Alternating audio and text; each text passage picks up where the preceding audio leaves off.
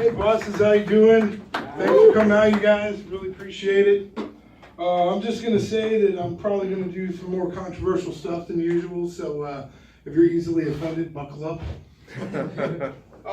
So I recently got some complaints from some of my family that they didn't like some of the jokes that I was telling. Just like, you're telling stories that aren't true, and I'm like, well, if you want the truth, I can give it to you. So I grew up in an abusive alcoholic home. My dad was a terrible alcoholic, but my mom, she was like super nice. She was really sweet, very religious woman. She loved us a lot. And you know, when Jesus talked about turning the other cheek, we all just figured it meant for Dad's fist. You know, but you know, I don't want to paint my dad in too bad of a light. You know, he's been sober like 25 years now. He's a completely different person. Yeah, that's awesome. I think part of what humbled him and made him see that he had to change is he lost both his legs due to diabetes and his drinking. You know, and he just didn't have a leg left to stand on after that. We're arguing after that, you know. The thing that's weird about that is, like, when I was a kid, my dad was like, "You keep it up or I'm gonna break my foot off in your ass."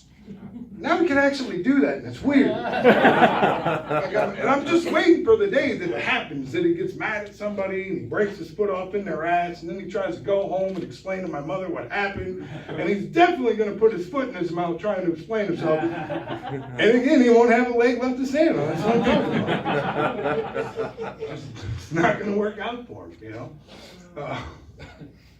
But yeah, you know, and another thing that happened when I was young that was very traumatic for me. I haven't been fishing since I was 16 because there was a horrible incident on a pontoon boat. Me and my dad. This is when my dad still drank, you know, and me, my dad, my uncle, and a couple of my cousins. We all went out and we were fishing. And we kept the bait bucket in like the middle of the boat so that it was easy access for everybody, right? And I was back there baiting my hook again, and one of my cousins that wasn't a very good fisherman, he went to go cast and he hit his button too early. And then he jerked. I was, ah! And then he jerked again, ah! Ah! Ah! And now I have one testicle. So, yeah, I haven't been fishing since. I got a buddy that for the last couple of years, he's been trying to talk me into ice fishing. And I'm like, I really don't want to go, man. I don't feel like that's something I should do. And he was like, why not, man? I'm like, well, you know how I lost the one, right? He's like, well, yeah, you told me. I said, okay. I don't know how many times I've heard somebody come back from ice fishing talking about how they froze their nuts off. I'm a little protective of what's left. I don't want to go ice fishing with you, man. I'm sorry. Yeah.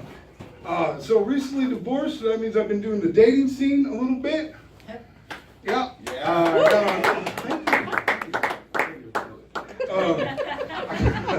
I got on one of those websites that Plenty of Fish. It should be Plenty of Crazies. Cause man, dude, dating is different. You know, I haven't dated in like over a decade. So this is all new territory for me.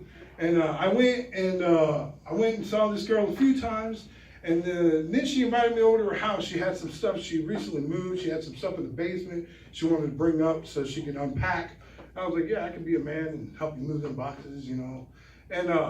And she came across this blanket that apparently was like her blankie from childhood or whatever, and started talking this craziness about, I want to wrap this around this while we make love.